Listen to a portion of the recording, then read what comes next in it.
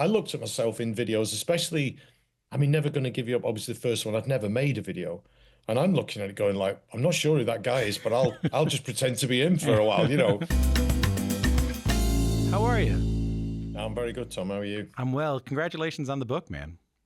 Thank you. Thank you. Yeah, it was kind of I mean, it's a weird thing to do. Let me just start with that one. It's just weird. I've done a lot of interviews, throughout my life, and that's one thing, but doing it this way, kind of like where you're sort of in control of it and even steering it to some degree, and you get to do a bit of an edit yourself as well. Obviously, we have a great editor, but you get to you just get to say what you want to say. And I've never 100% been in that position. I've had great interviews over the years, one with yourself, I seem to remember, but it's just a different thing when you're doing your book. And it's been really interesting process. What I find interesting is what is the moment that an artist says, because it's a very uncomfortable thing to do. And I would say, Yeah. especially for someone from England or from Ireland or from Canada, to say like, okay, it's time to tell my story. What I find Mm. interesting is there is a moment that you decided that you kind of went, maybe I can do this. Can we play the clip? We're no strangers to love. Okay. You know the rules. And I full commitment's what I'm thinking of. You wouldn't get this wrong. From 2023 at the Glastonbury Festival in the UK, that's Rick Astley. Man, it must have been Yeah. powerful to hear those. Yeah. I'm getting goosebumps hearing people shout No, those lyrics back it to was- you, you know? Yeah, it's super special. I mean, it is any gig, full stop. But the Glastonbury thing was nuts because I'm not doing myself down. I'm just simply probably saying something that's fairly true, and that is that I am not your, let's say, everyday Glastonbury pyramid stage artist. And I think that was a pinch yourself moment. The whole weekend was amazing, to be honest. It was absolutely crazy. I loved every second of it. But being on that stage, and we were first on, I opened the Glastonbury pyramid on Saturday. And that's a tough thing to do. I don't care what anybody says. It's an amazing privilege to do it, but it's a tough thing to do because you're thinking no one's going to be out of their tents and sleeping bags. But as you could hear, the crowd, Yeah. they were there. They only just made it. They only just rolled out about 10 to 2, 10 to 12, 10 to 12, sorry. So, but it was amazing, absolutely amazing. Yeah. And you're right. It was a turning point of me saying, you know what? There's a few things that have happened in my life now that I feel I've kind of lived a bit longer. I'm 59 now, and I just felt that I'm going to start forgetting things really soon. I probably already have, and I just think there's enough memories in the bank to make a decent read. So I just felt like doing it. So And you knew that there was an audience out there, you saw that there was an audience out there for it. Mm. So I want to get just a little, for people who kind of only know you from the song or from, we may not know you very well. You grew up in the north of England in a town called Newton Le Willows. There was a 12-inch mix of Never Gonna Give You Up called the Escape from Newton mix, which you talk about being kind of a profound title. What was it about life there that you were trying to escape from? I had a fairly unusual upbringing. My mum and dad were divorced when I was about 4. I'm the youngest of 4 kids. There should have been 5 kids. They did have another child, but he passed away way before I was born. Um, and I think our family was kind of broken after that, but they carried on having, they had 2 more kids. I was the last. And I just feel that I know this sounds a bit melodramatic, but I kind of lived in a house with a ghost in it a little bit, I think. And I don't mean that in a kind of like spooky, fearful way. I don't mean that. I just mean that the presence of a child is always going to be there for the rest of the family who were there. And I don't think till your dying day you're ever going to get completely past that. And I think my mum and dad really, really, really struggled. And I think they both had different problems and different issues. And I would even say that my dad, it was a bit further than that with him. I think he should have really had treatment for various things that he had trouble with. And so I grew up in kind of an unusual, maybe it's not that unusual actually, but it was quite a tough way to come into life, if you like, and find my own feet. And yeah, it's a tiny little town. And other than music, the only thing that I really liked about being in that town was the friends I had at school and when I left school and the first bands I got in and stuff. And I'm like, as soon as we can, I want to get out of here.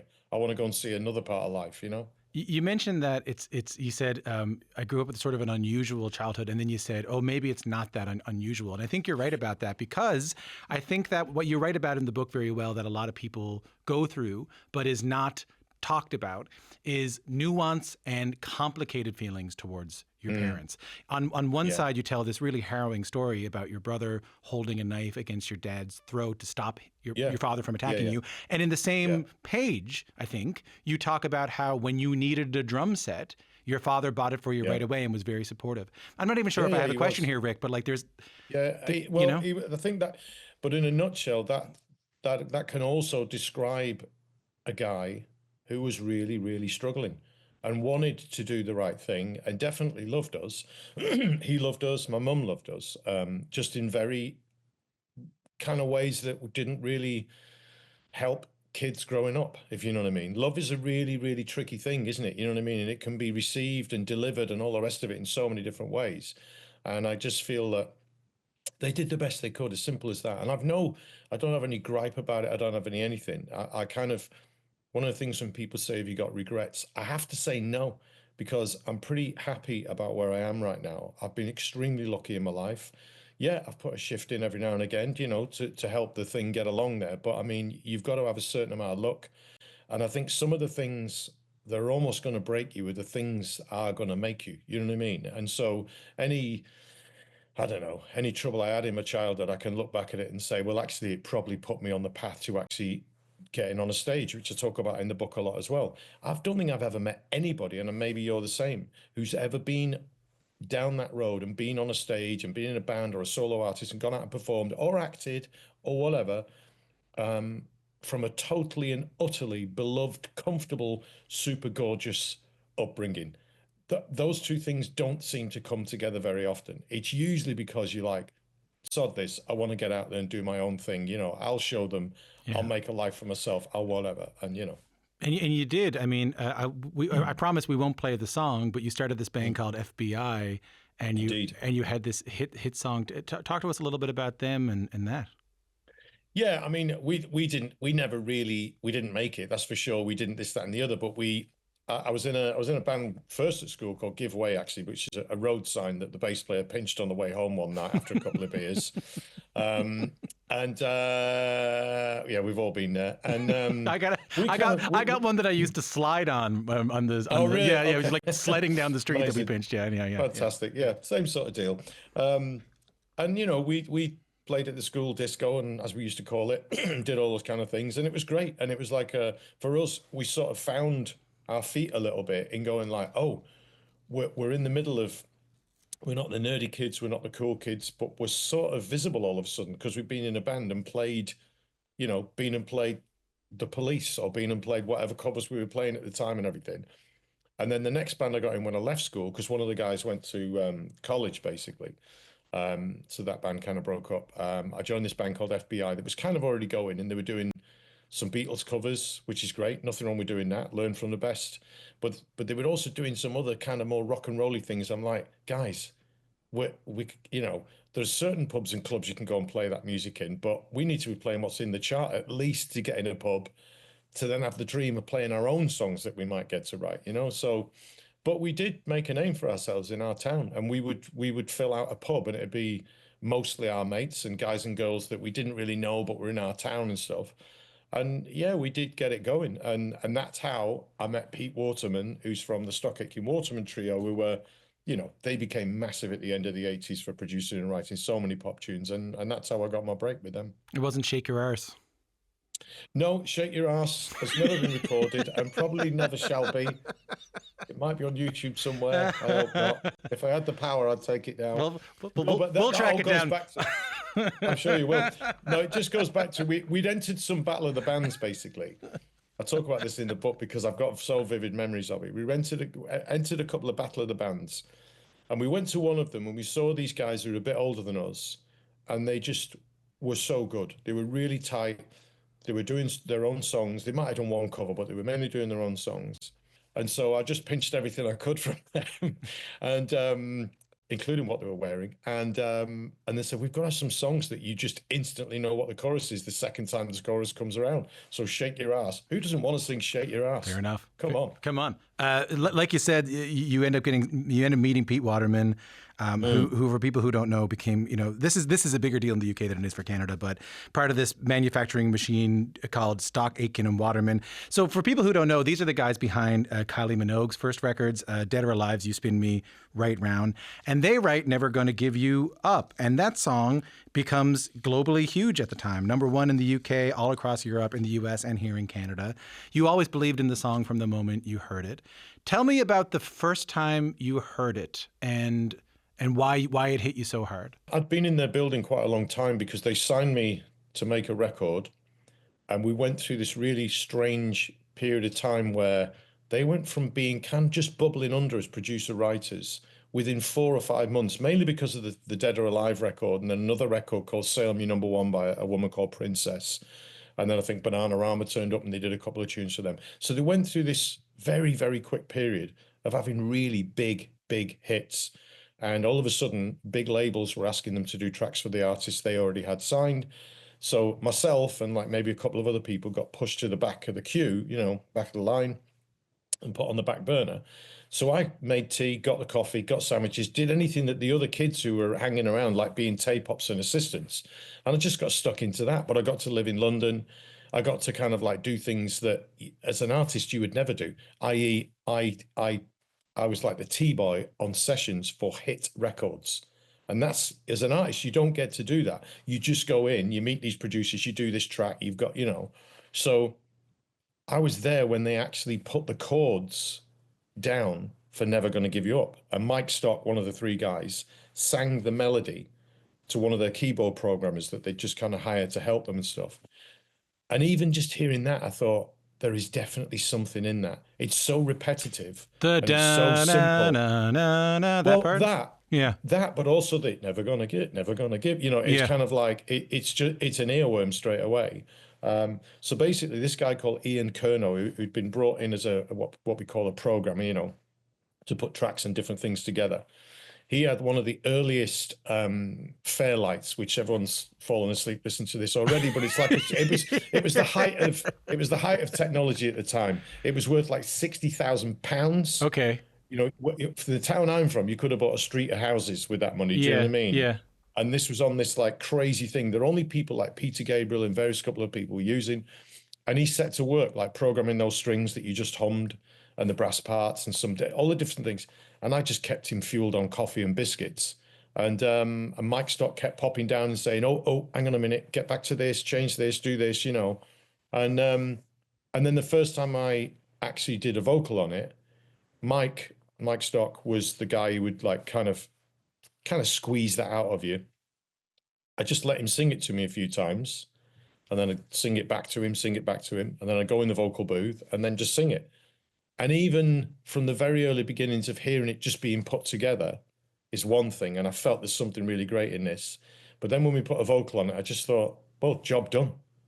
If that's not a hit, then what are we doing? Do you know what I mean? Because it just, and I can say that because I didn't write it. I'm not taking any credit for it. I was just like, this is one of them tunes. It's ridiculous. I didn't think it was going to be a #1, but I thought with their track record of the last 6 months and the way this sounds, we got a really good chance of getting in the chart with this, And of course you did. It becomes this massive cultural phenomenon. Yeah, it becomes a #1 all the world over. You end up getting a couple of hits after that as well. But you, one of the things you talk about in the book that I didn't know, and we didn't talk about the last time you were here, was you end up quitting pop music when you were 27.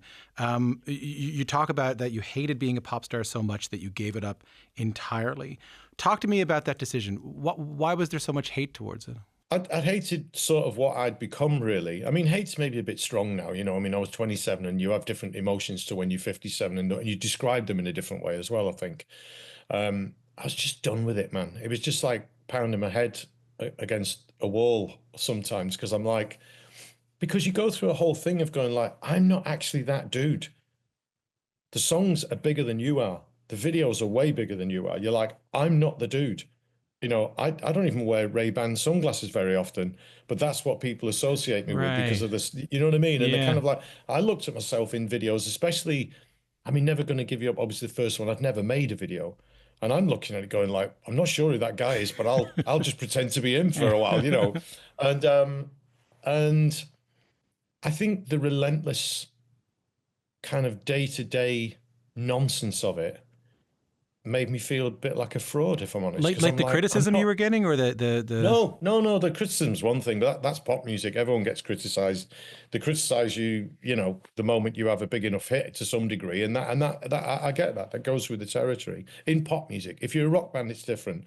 But if you're a pop person, the moment you get big enough, then people obviously kind of want to disturb that because that's the nature of the beast.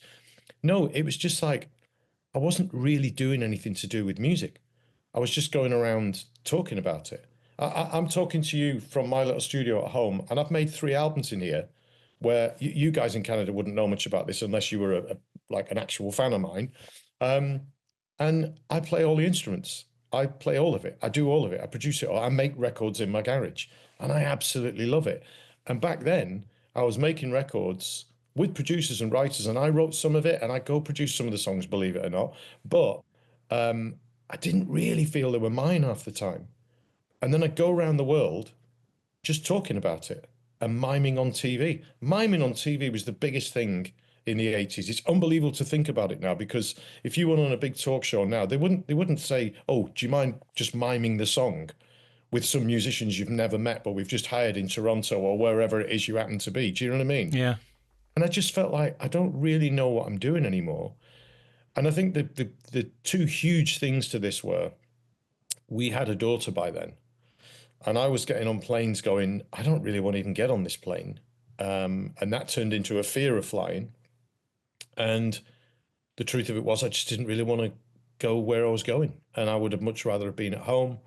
I wasn't a natural born pop star. I think I love music and I love singing. And like I've just said to you, I'm happy to be in this studio in my garage every day of the week, just pounding away and see what comes. But the idea of going out there selling it, and I did a pretty good job of selling it for a few years, but it's kind of like it just takes your soul away. It's just weird. It's a weird thing to do. Kurt Cobain famously said, "There's no school to being famous. No one sits you down and prepares you for what's about to happen." And I think that in 2025, we're having more and more conversations about the consequences of fame. Yeah, of course. But mind you, on the same side of things, pop artists are treated differently a little bit right now. Your Katy Perry's and Harry Styles are treated differently. But that being said, what strikes me about fame is that it's often so lonely. Did you have anyone you could talk to about the trappings of fame and the challenges? Did you have anyone reach out and say, yeah, I did to some degree because I had a road manager who eventually became a manager, who he'd like toured with Ian Gillan and well, from Ian Gillan to Bananarama and Musical Youth and all kinds of people and all over the world in crazy places and in crazy scenarios. So, and he was a bit of a surrogate dad, if I'm honest, because he was kind of like 15 years or more older than me, been around the block many times. And we would sometimes be like, on a long haul flight or in a hotel somewhere. And the thing is, he never had a drink in his life. It's not like he's a reformed drinker. He never had a drink. right? So, and he never smoked. So he just wasn't interested in any of that. So, in a way, boring as that sounds, it kind of probably saved me from being or wanting to be in a bar till 3 a.m. Right. and then getting up to whatever else you get up to after that. If you know what I mean. But you never And had so I like think- George Michael calling you and being like, "Hey man, this is what fame is like," or you know what I mean? No. Like, No, I never really. I think bizarrely, I didn't really speak to anybody else who was kind of in the same position as me, i.e., releasing records and being famous and being in pop music because of it. Um, no, never. And I have done a little bit since because I've sort of made actual friends with a couple of people who went through what I went through and before me, after me, whatever, around the same time. But at the time, you're just too busy. At the time, there's just too much. There's just too much going on to like you meet somebody in a corridor doing a TV show in Germany, and a month later you meet them in Holland or you meet them in Japan or Canada or America or what have you, and you say, "You're still doing this nonsense like I am, aren't you?" And they go, "Yep." And you go, "I'll see you in a corridor in a month's time somewhere else." You know what I mean? Yeah. And it's occasionally, yeah, you're in the bar and you have a couple of beers or whatever and you have a chat. But I didn't really have anybody to kind of talk to in that way. But I talked to this guy who, as I say, was my manager, a guy called Tops. And yeah, I think a lot of what he was about saved me, to be honest. And it also enabled me to get to being 27 and go, I'm not doing this anymore. I wasn't at the peak of my thing anyway, but I could have hung on there and done another record or two. Who knows? You know what I mean? But like, I just said, I think I'm done. And he said, yeah, I think you should just knock it on the head. And a lot of managers wouldn't.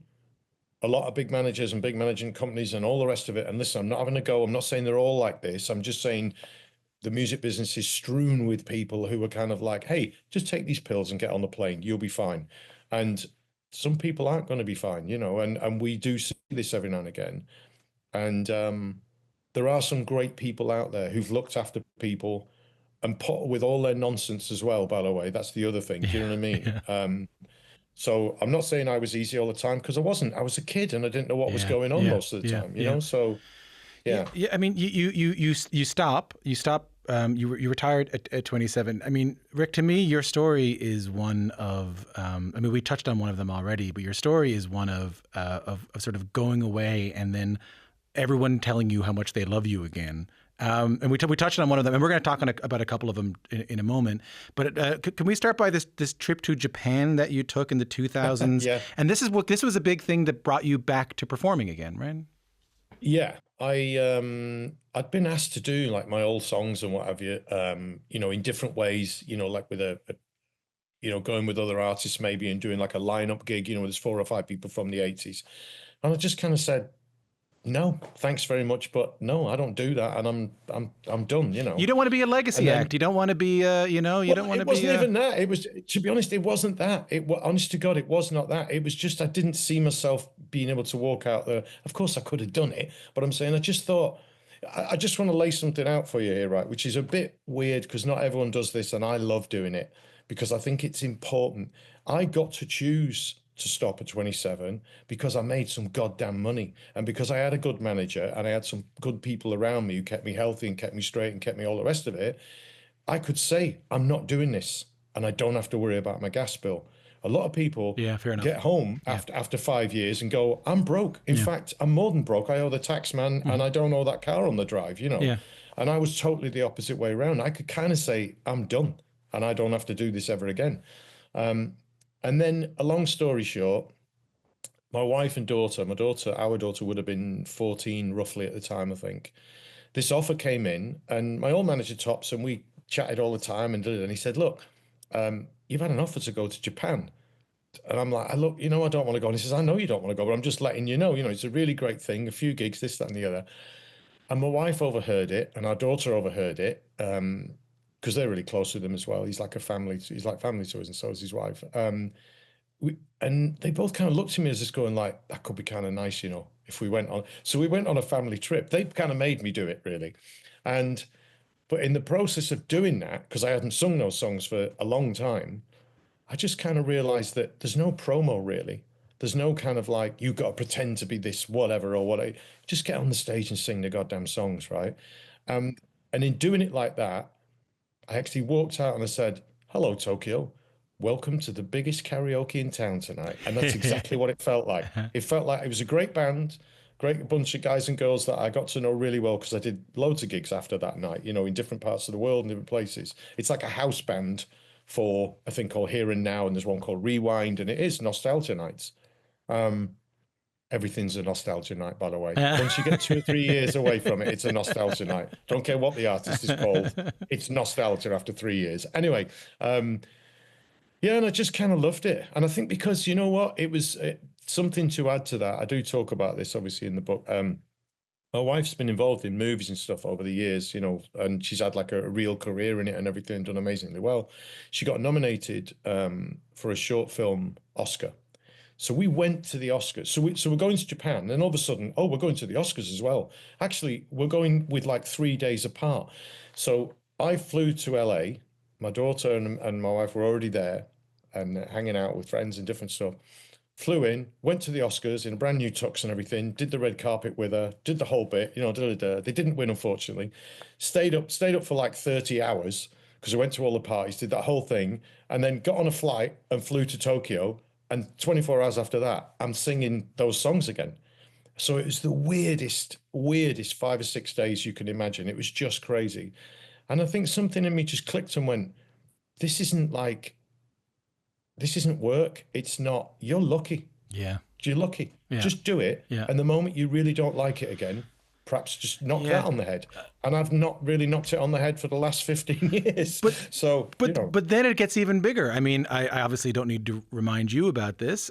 You and I talked about this at length last time, but it's worth mentioning for people who didn't hear it. The Rickroll happens, which is, for people who don't know, the idea of sending a link of like, oh, hey, Mom, you got to check out this new article about the car you just bought, and you click it and Never Gonna Give You Up starts playing. You know, like, and then we touched upon this the last time you were on. There is a version of this story where you feel disrespected. And I'm going to say this. I know artists that would have a problem with it. I know artists that would smile and go like, yeah, it's cool. But you know what? It's not funny. It's not, you know, like I have had conversations. What is going on that's not present in you and that you have only seen the positives of it? I think because it was a long time after it. And I think it was like, definitely our daughter said to me, again, she was the perfect age.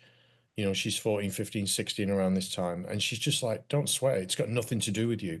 I'm like, squeeze me? What do you mean it's got nothing to do with me? I'm the dude in the video. It's my song.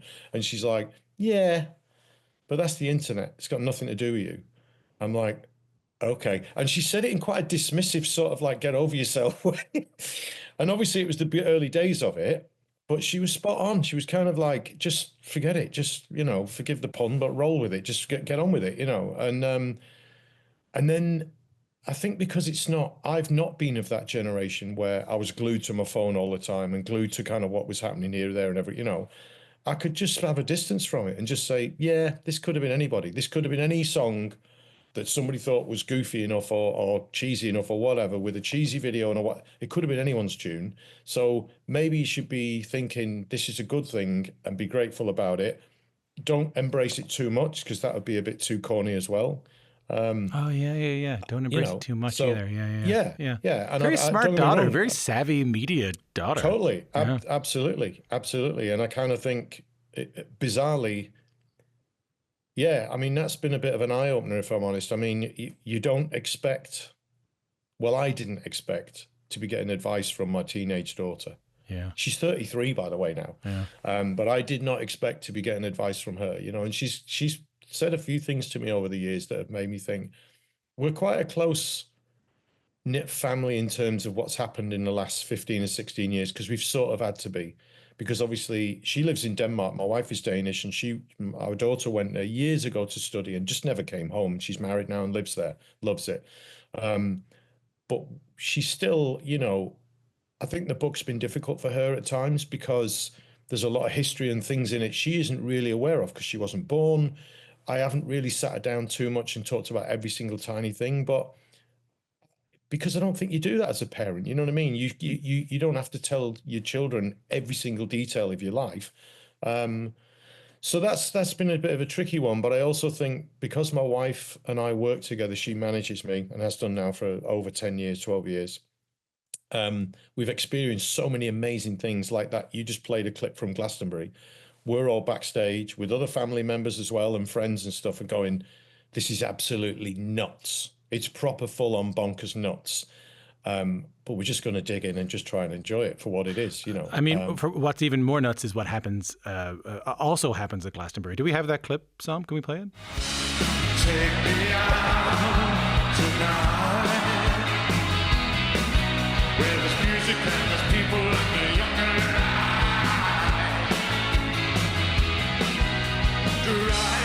Rick Astley at the 2023 Glastonbury Festival, doing a set of Smiths covers with the Blossoms. That's your version of There's a Light That Never Goes Out.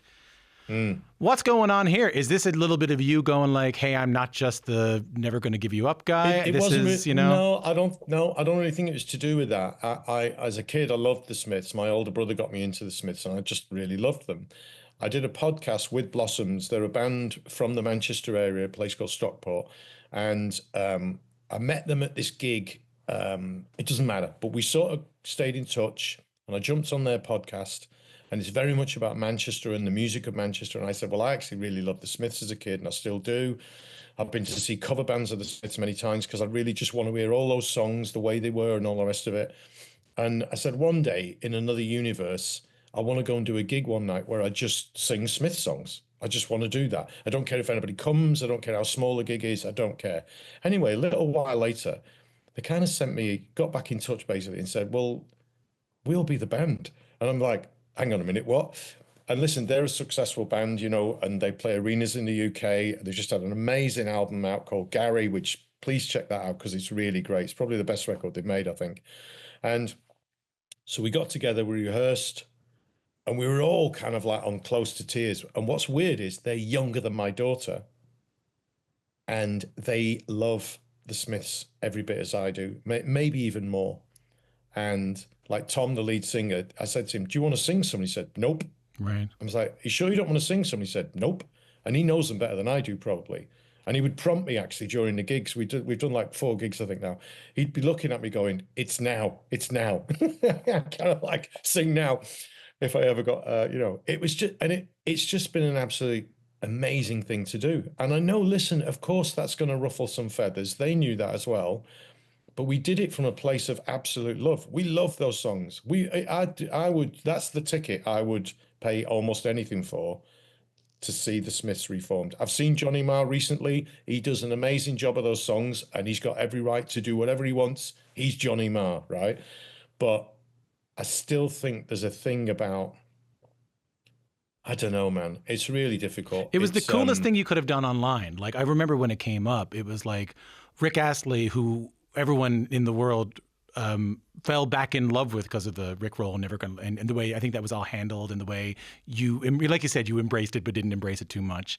I think there was, I mean, how do I put this? I think there was a little bit of like, oh, cool, yeah, this is who this guy is. Oh, awesome, I don't know. I mean, I'm too close to it to even see. All I know is it's one of the most glorious things I've done, and that is actually go and do a full set of Smith songs. And when we rehearsed the first time, it wasn't even rehearsals, we just jammed through some just to see what is this gonna be.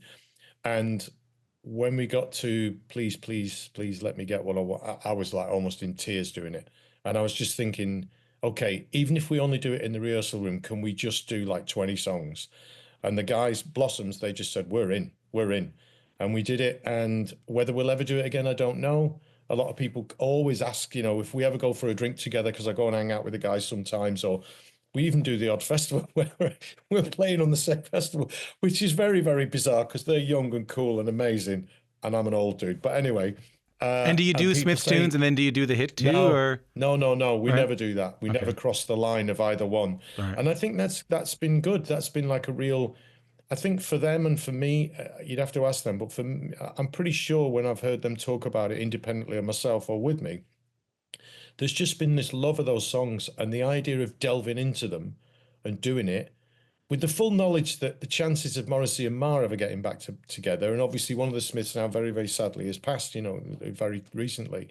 That's never going to happen again. And so what are you left with? Well, you're left with either seeing Morrissey, which a lot of people don't want to do, and I kind of get that. I do understand some of the things people are not comfortable with that. And Johnny Marr's amazing, but it's not the thing. Yeah, it's not the thing. Well, Johnny Marr's made loads of records. Mm-hmm. He's not just going to go and play Smith songs. Yeah. He's gonna mix it with everything. And I think it's almost like when you go and see a covers band do the Smiths, it's just we're in, because there's no break in it. It's just like we're back in that moment. And there's a couple of great ones in the UK, and I've been to see them a couple of times.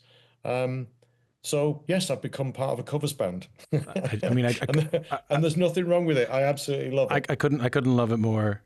Either. Listen, this is how I want to go out. Now that I find that when I've done this job long enough that I find that when I talk to people who write memoirs, they often will tell me that through the writing of it, strangely enough, sometimes they tell me through the audiobook recording, but through the writing of it, they've learned something about themselves that they didn't know before.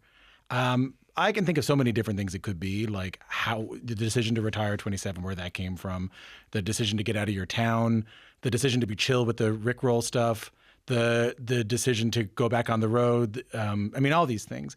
But you know what? I'll leave it to you. When you're reading this book, or when you're writing this book, are you realizing anything new about yourself that you didn't know?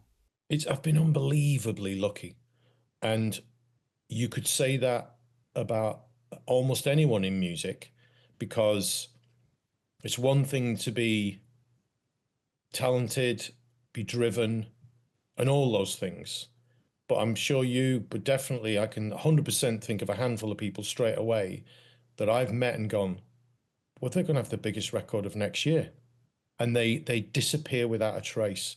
Or they make this amazing record, and then you go, what the hell happened? And that's just the music business. It does chew certain people up.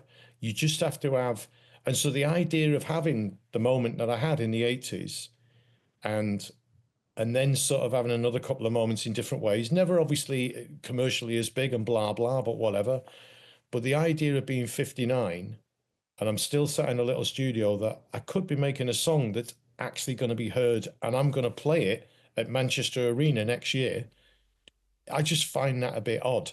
And I think I do. I didn't expect odd. I didn't expect odd. I love it. No, but because it is odd. It is odd. And kind of, to be honest, don't get me wrong, there are people who are incredibly talented and very driven as well. One of the things that always blows me away is how driven somebody like, they're all sirs now, but a Paul McCartney is or an Elton is, do you know what I mean? They're still really, really driven to write that song that's going to blow everyone away. Yeah. And you go, guys, sit back, calm chill, down. chill out. But I don't think they are. I don't think they ever pick a guitar up or sit at the piano and go, yeah, I'll just knock something out. I still think they're unbelievably driven. So that drive and that talent and that everything obviously has put them where they are. But I would also say at some point in the early days, they must have had a few things that just went click, and that's why they had the career. The talent and the drive, that's always got to be there. You see it in sports all the time. You see it in, lots of different things in life. And for me, my overriding factor, and I think it keeps me relatively sane, is to just go, you're just a lucky bugger. And it just helps, I think. I can't think of a better place to leave it. Rick, I loved reading the book. I love getting your perspective on this. And I love getting the chance to chat with you, man. Thanks for the time. Cheers. Thank you. Thanks a lot.